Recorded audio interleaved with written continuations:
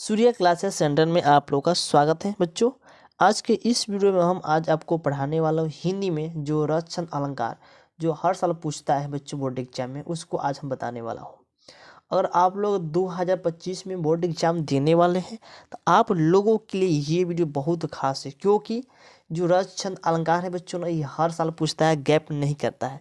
अगर आप लोग हिंदी में कुछ भी पढ़े लिखे नहीं है, हाँ, जितना हम आपको क्वेश्चन हिंदी में करा रहे हैं, सोच लीजिए कि बोर्ड एग्जाम की दृष्टि से सबसे ज़्यादा इम्पोर्टेंट क्वेश्चन है ना। तो देखिए हम लोग का बच्चों कोशिश यही है कि कम समय में बच्चों की इस ज़्यादा से ज़्यादा ऐसा क्वेश्चन कराए कि वो जाए बोर्ड एग्जाम में क्वेश्चन फंसे, उसको हल करके आप लोग आइए, ठीक ना। तो जो रस छंद अलंकार है बच्चों, ये हर साल पूछता है, रस 2 नंबर का पूछता है और छंद भी 2 नंबर का पूछता है और अलंकार भी 2 नंबर का पूछता है। यहाँ से आपको 6 नंबर उठा लेना है, ठीक ना। तो चलिए बच्चों, सबसे पहले पढ़ते हैं रस। रस में बच्चों हम क्या पढ़ेंगे, पहले तो बच्चों हास्य रस। हास्य रस क्या होता है, इसका आप परिभाषा देख लेते हैं और उदाहरण भी देख लेते हैं। देखिए बहुत इसको अच्छा तरीके से लिखें ताकि इसको भी अच्छे मतलब याद आप लोग कर पाए। देखिए दिया हास्य रस क्या होता है बच्चों, हास्य रस का अस्थायी भाव हास होता है। किसी व्यक्ति की अनोखे रूप, आकार, वेश भूषा आदि को देखकर हृदय में जो आनंद या विनोद भाव का उत्पन्न होता है, वहाँ हास्य रस होता है। क्या होता है बच्चों, हास्य होता है। आपको हास्य की परिभाषा बहुत इतना ही लिखना है, ठीक। चलिए इसका कुछ उदाहरण देख लेते हैं। उदाहरण बच्चों है, नाना वाहन नाना वैसा, वैसे शिव समाज निज देखा, ठीक ना। देखिए उदाहरण बहुत छोटा लिए हैं ताकि इसको आप सही तरीके से इसको याद कर पाए और देखते देखते ही याद हो जाएगा।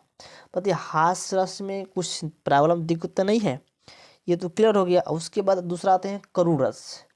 कि बच्चों करुण रस क्या है, इसको भी देख लेते हैं, ठीक है ना। करुण रस, देखिए करुण रस का अस्थायी भाव अशोक होता है, शोक होता है, सॉरी शोक होता है।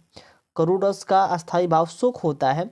किसी अपने प्रिय व्यक्ति के पीड़ित होने होने अनुभव संचारी भाव आदि के कारण हृदय में जो दुख उत्पन्न होता है वह करुण रस कहलाता है, ठीक ना।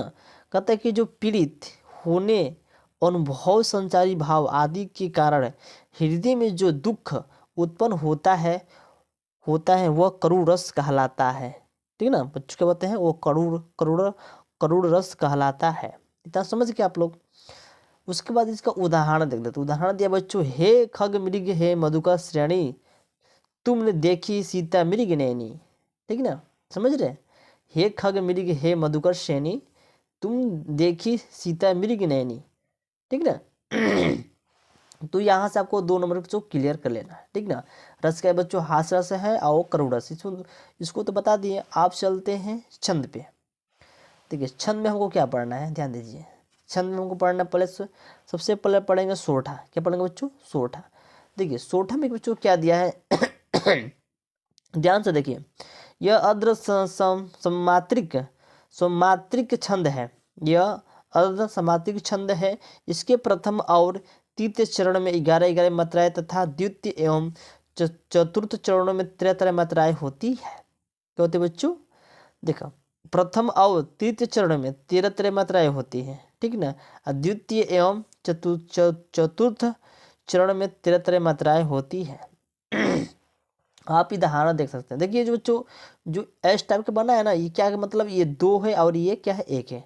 आप इसको गिनकर आप वो समझ सकते हैं। आपको हम बता दिए हैं, जो एस ने बना है इसको 2 बोलते हैं।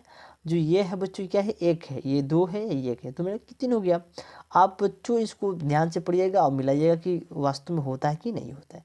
हम तो पढ़े हैं बच्चों, होता है, कहीं आप लोग नहीं पढ़े होंगे तो ध्यान से इसको देख लीजिएगा, ठीक ना। सोटा के बच्चों ये उदाहरण है, सोटा हो गया। उसके बाद बच्चों रोला पढ़ेंगे। रोला, रोला क्या है, देखिए रोला यह 4 पंक्तियों वाला एक सम्मात्रिक छंद है। बच्चों यह 4 पंक्तियों वाला एक सम्मात्रिक छंद है। इसमें 8 चरण होते हैं। इसके प्रत्येक चरण में 11 और 13 के विराम में 24 मात्राएं होती है। क्या बच्चों, रोला में बच्चों इतना ही लिखना है परिभाषा, कोई बड़ा चीज़ नहीं है।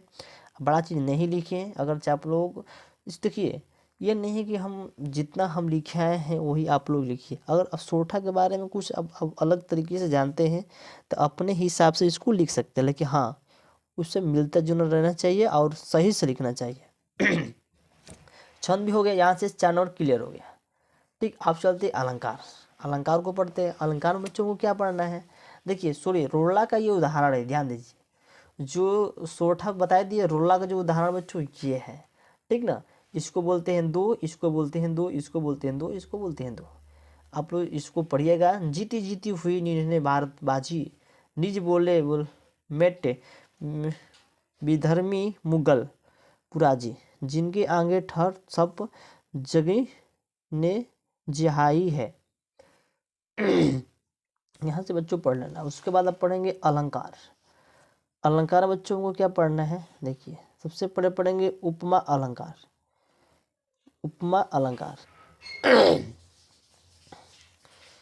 उपमा अलंकार ये लिखा है, जहाँ किसी व्यक्ति या वस्तु या व्यक्ति की किसी अन्य वस्तु या व्यक्ति के समान गुणधर्म के आधार पर तुलना की जाए या समानता बताई जाए, वहाँ उपमा अलंकार होता है। क्या होता है बच्चों? वहाँ उपमा अलंकार होता है, ठीक ना। उपमा अलंकार का ये क्या बच्चों परिभाषा है, ठीक ना। देखिए बहुत सिंपल तरीके से इसको लिखे हैं। अगर आप लोग इसको ध्यान से देखते हैं, पढ़ते हैं ना, ठीक ना, आप 1 मिनट में इसको समझ लेंगे। तो उपमा अलंकार का उदाहरण देख लेते हैं। जैसे में राधा के चरण गुलाब के समान कोमल है। राधा के चरण गुलाब के समान बच्चों क्या है? कोमल है। ये उपमा अलंकार का ये परिभाषा है और इसका भी उदाहरण है, 1 लाइन में लिखे हैं। सोच लीजिए। आप चलते हैं रूपक अलंकार। तो रूपक अलंकार में बच्चों को क्या लिखना है? ध्यान देखिए, ध्यान से देखिएगा। जहाँ उपमेय में उपमान का भेदरहित आरोप किया जाता है, अर्थात उपमेय और उपमान में अभिन्नता प्रकट की जाए, वहाँ रूपक अलंकार होता है। क्या होता है बच्चों? रूपक अलंकार होता है। एक बार फिर लिख लेते हैं। रूपक अलंकार क्या बच्चों? जहाँ उपमेय में उपमान का भेदरहित आरोप किया जाता है, अर्थात उपमेय और उपमान में अभिन्नता प्रकट की जाए, वहाँ रूपक अलंकार होता है। जैसे कि चरण कमल बंदो हरिराई। क्या है बच्चों? चरण कमल बंदो हरिराई। क्या बच्चों? हरिराई। अब तीसरी आते हैं उत्प्रेक्षा अलंकार। तो उत्प्रेक्षा अलंकार बच्चों को क्या लिखना है? ध्यान दीजिए, ठीक है। जहाँ उपमेय में उपमान की संभावना की जाए, वहाँ उपेक्षा अलंकार होता है। क्या बच्चों? उपेक्षा अलंकार होता है। इसका उदाहरण दिया बच्चों, धाय धाम काम सब त्यागी, मनहु रंग निधि लूटन लगे। आपको उत्प्रेक्षा अलंकार बच्चों लिखना है, ठीक ना। तो छंद है बच्चों।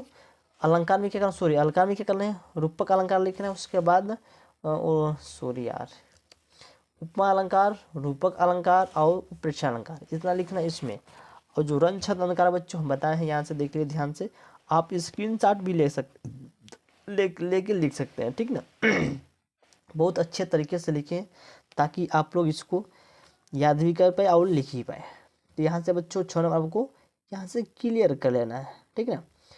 बच्चों अगर मेरे चैनल को सब्सक्राइब नहीं किए तो मेरे चैनल को सब्सक्राइब कर लीजिए और बेल आइकन घंटी को दबा दीजिए, ताकि इसी तरह से हर वीडियो का नोटिफिकेशन मिलता रहे। तो चलिए बच्चों, मिलते हैं अगले नेक्स्ट वीडियो में। तब तक जय हिंद, जय भारत।